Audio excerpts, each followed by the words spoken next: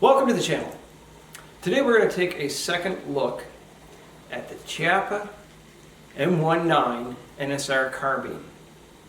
I've had a few requests about what accessories I've put on and how I've attached them. So this video is for, and I apologize if I don't pronounce your name correctly,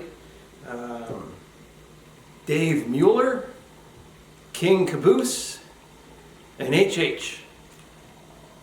Let's get started. Okay, we'll start off first by clearing the rifle.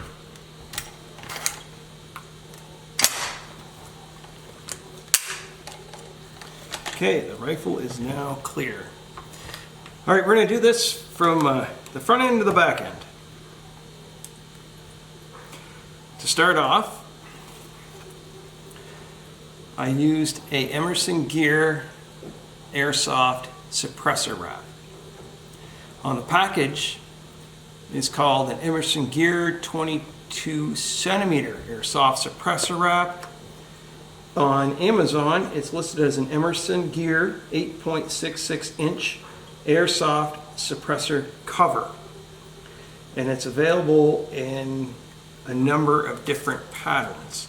So if you don't like multicam, there is different options. So when this came, it did not fit the faux suppressor on this rifle. It was off just a little bit. So what I did is I ordered some 3M Condura multicam adhesive fabric. I got this off of Etsy. What I did from there is I cut out a piece of that fabric 8.6 inches long and 4.5 inches wide. Because this suppressor is a faux or fake suppressor, it does not heat up like a real suppressor. So on the inside, I have a little piece of foam. It's just a thin paper-like foam I got at the craft store. So what I did is before I took the backing off the adhesive fabric, I bent it in half, folded it in half rather, so that there would be a crease in it. And then I put the little piece of foam in between the two pieces, and then I folded the fabric over top. And I left enough room with the foam so that on the sides and the top there would be room for the adhesive on the back of the Condura fabric to stick together. The reason why I did that is just to make it a little bit thicker. And then I used Velcro. And I used Gorilla Glue to glue the Velcro strip, one on one side and then on the other. So you have your hook on one side and loop on the other. So that you can now take that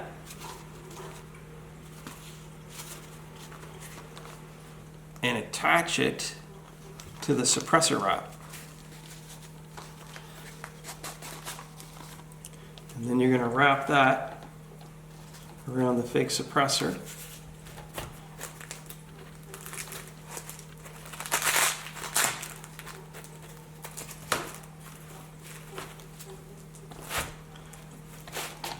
And as you can see, there's enough material now that it fits.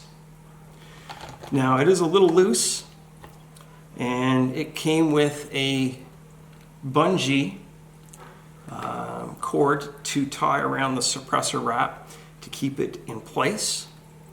But because I put that little fabric extension on, the little bungee cord that came with the suppressor wrap was not long enough. So what I used was 550 paracord, and I got it in tan. The length of paracord I used is 57 inches. And when you cut your paracord, don't forget to take a lighter and melt the ends. That way you don't want it separating. Now, I'm not sure if this is the correct way to tie on a suppressor wrap or not. So if anyone out there knows the proper way, by all means let me know, but I found this method works for me. Okay, I had that on backwards.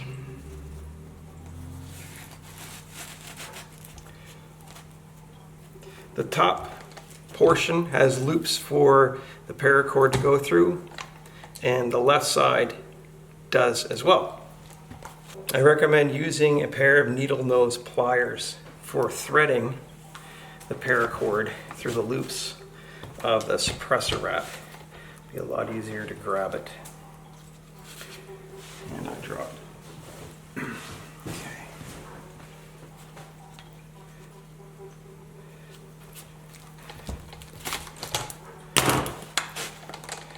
So the first step is going through the first loop at the back.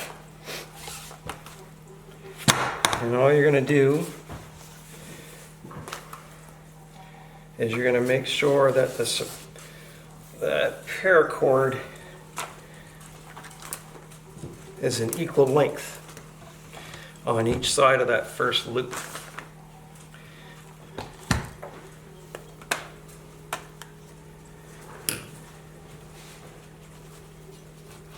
And then take the paracord through the first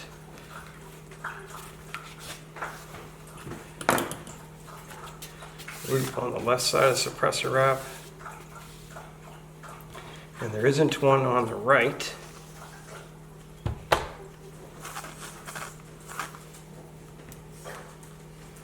So from here, what I did was, I just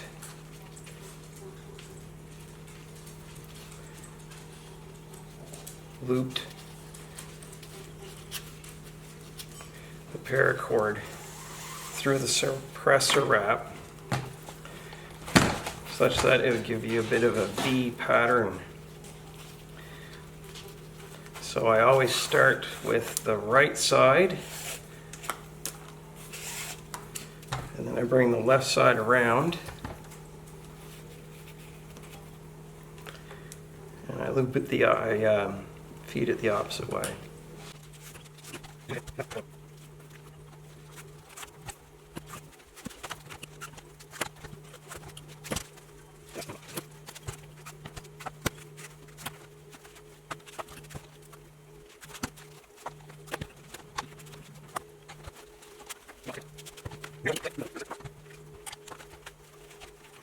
If you have a gun rest or something that you can use to secure your rifle in while you're doing this, it is a lot easier, that's for sure.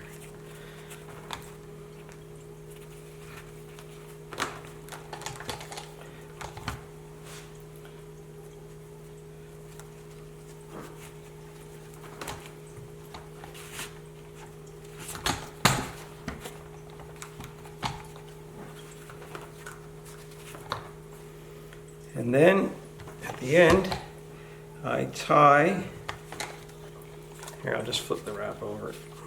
I tied it in a double knot.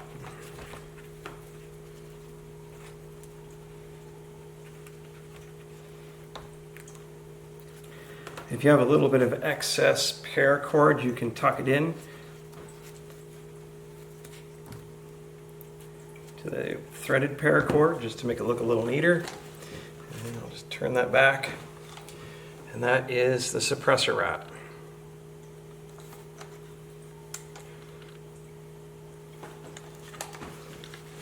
All right, next, you'll notice right on here in front of the optic, on the pick rail itself, there is a Magpul QD sling mount. And I'll give you the model of that right now.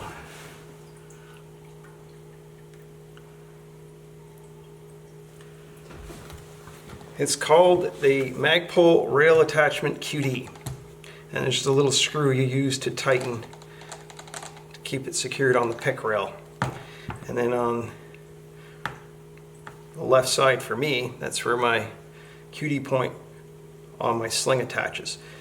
Now this you can have it mounted on the left side or the right side, depending on whether you're right or left-handed.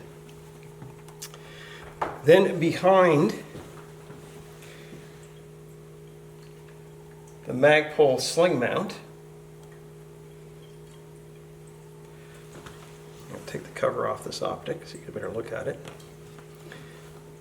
I put a Nico Sterling red dot, and it's NRD 12233.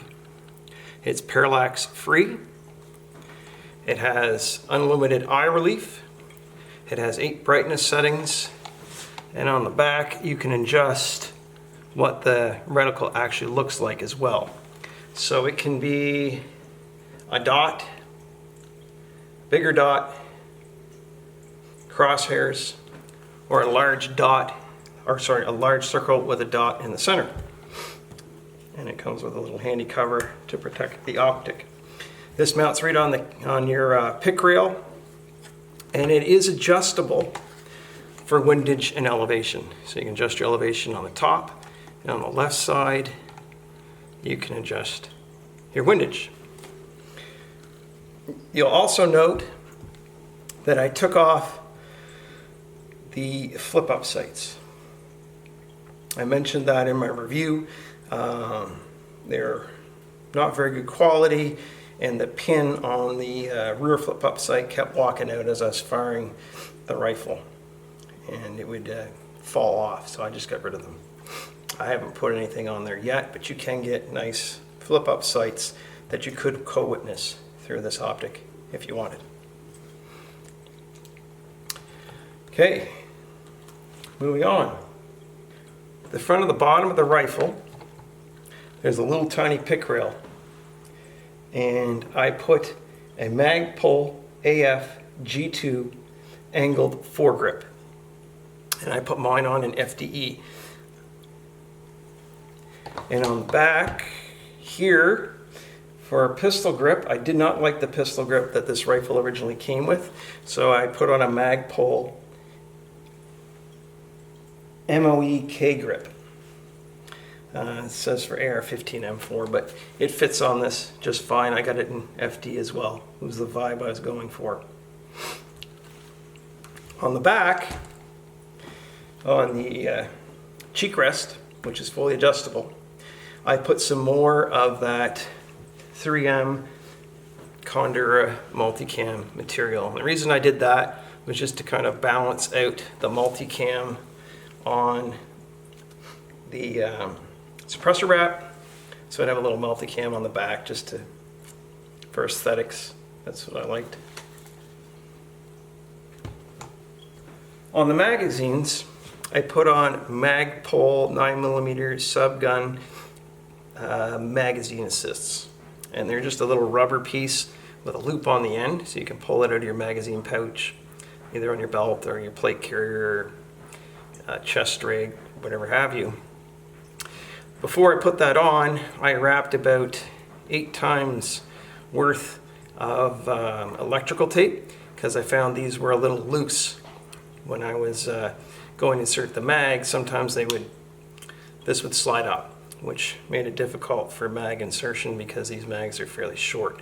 If you can get extended mags for this, I recommend it. It'll look cooler and be easier for doing quick reloads.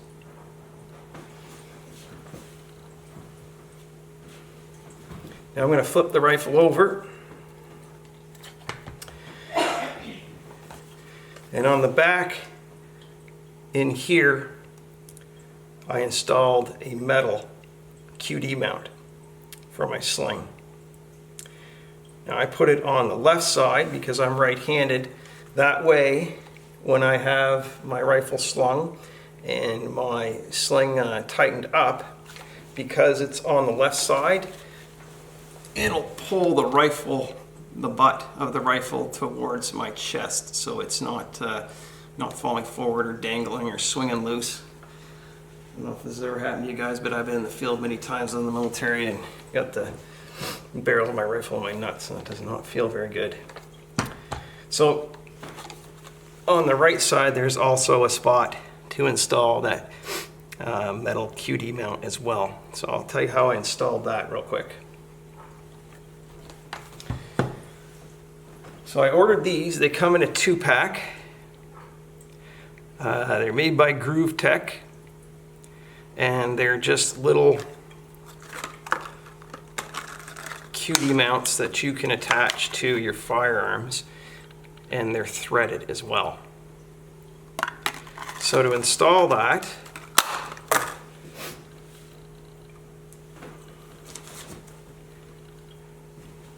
I used a 1.5-inch Forstner bit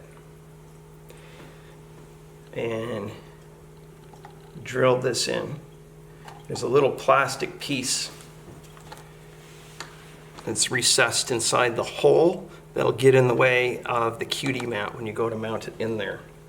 So I drilled that out with the Forstner bit, and then I used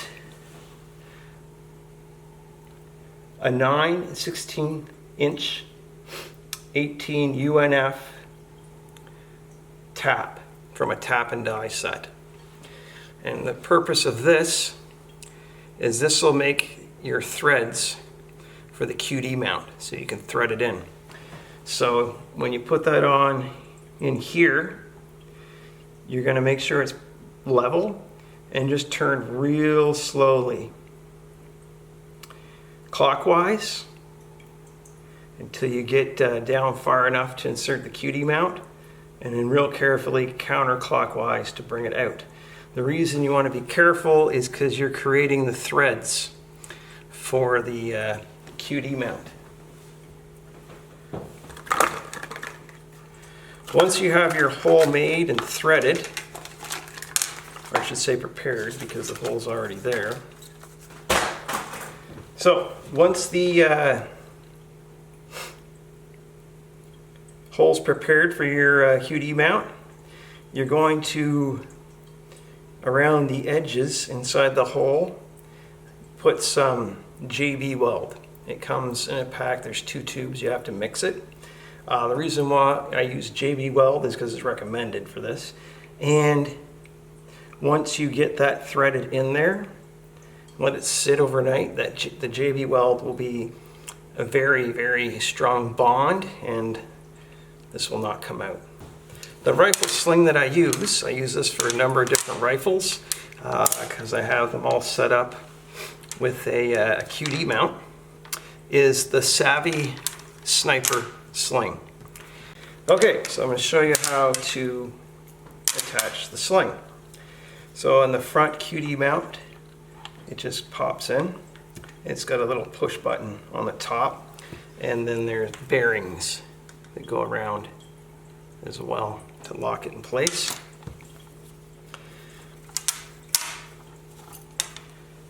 And then it clicks on the back. Now your sling's on there nice and tight, and you can make the sling longer if you choose, or shorter if you want to tighten it right up. And that is how I have my Chiappa M1 NSR Carbine set up. I hope you enjoyed the video. I hope it was helpful, and I really appreciate the feedback that initiated the creation of this video. I really enjoyed making it for you guys. If there's any other videos you'd like me to make, please let me know in the comment section below. Thanks for watching. Get out there and get good.